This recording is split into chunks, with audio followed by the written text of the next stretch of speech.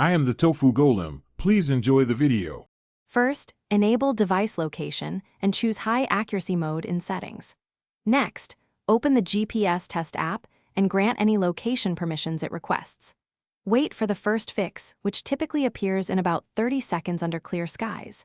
Aim for at least 5 satellites visible for a reliable 3.5-meter horizontal accuracy estimate. Set the app refresh rate to 1 Hz so position updates arrive once per second. Keep the device still for the initial fix to reduce noise and improve accuracy. Start the GPS test and observe the satellite count and horizontal accuracy meters. Check SNR bars and HDOP values to evaluate signal quality and positional precision. A lower HDOP indicates better geometry and often better accuracy near 3.5 to 10 meters.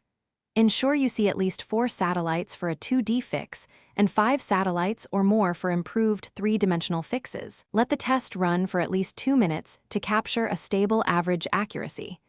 Note any sudden jumps as potential. If accuracy is poor, move the device to an open sky view and wait 2 minutes for improved satellite lock.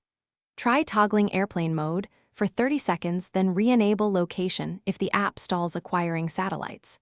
Clear any case or obstruction and avoid metal structures that cause multipath errors near buildings.